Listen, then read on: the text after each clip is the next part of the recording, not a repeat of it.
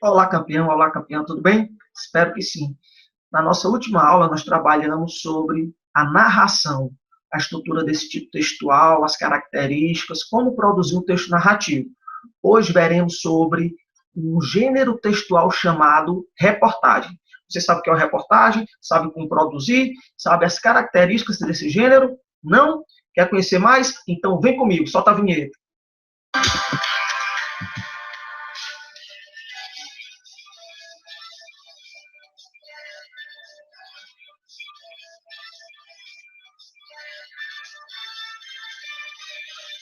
Vamos lá. A reportagem é um texto cuja principal função, o que é, professor Anderson? Qual é essa principal função da reportagem? A principal função da reportagem é a transmissão de informações sobre ideias, fatos, personalidades, produtos, algo de relevância pública.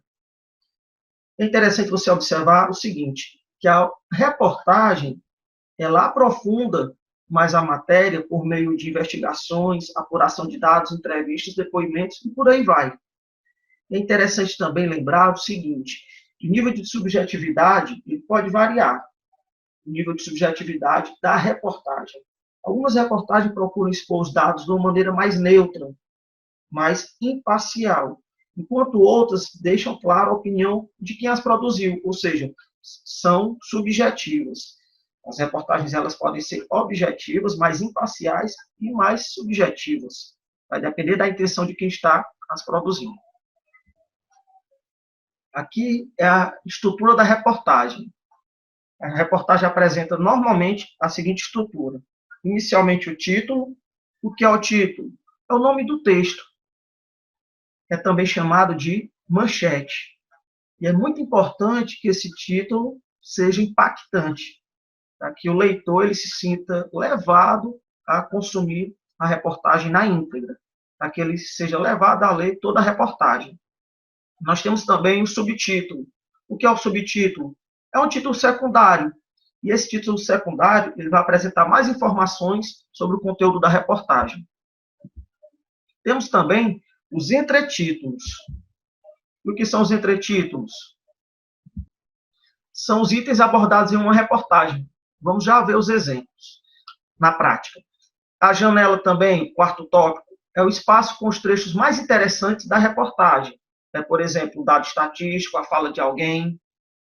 Nós temos também o box explicativo, que é o quadro com informação suplementar, uma informação a mais, apresentando o quê? Dados numéricos de pesquisa, mapas de localização, contextualização histórica, definição de conceitos, dentre outros.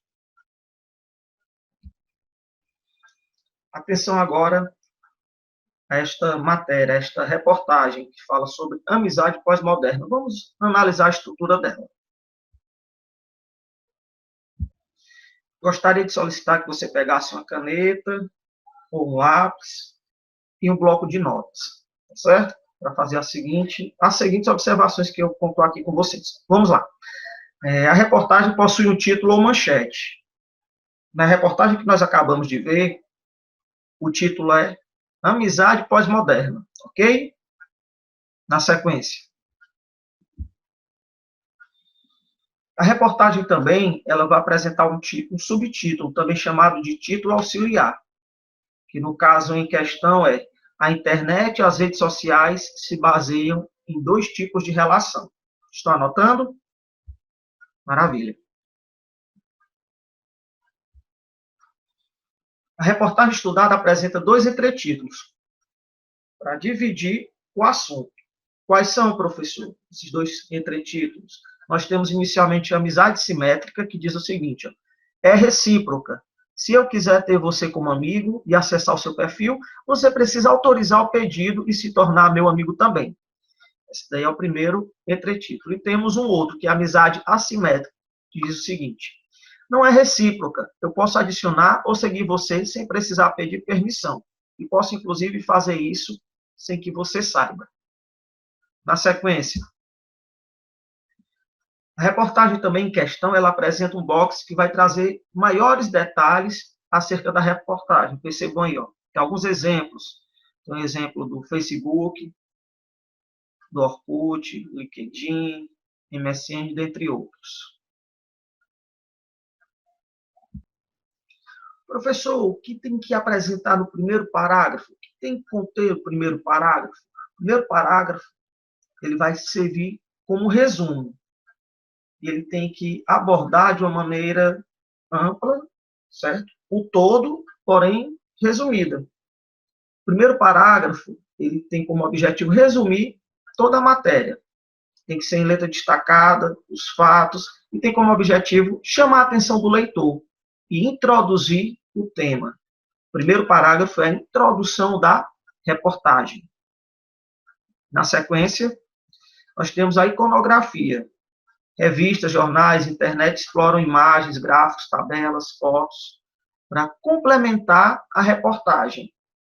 Vão servir como um adendo, como um extra. A televisão, por sua vez, mostra as imagens para dar maior credibilidade ao assunto apresentado. Ou seja, enquanto o jornalista está falando, estão aparecendo o quê? As imagens, tabelas, fotos, para aumentar a credibilidade do que está sendo dito.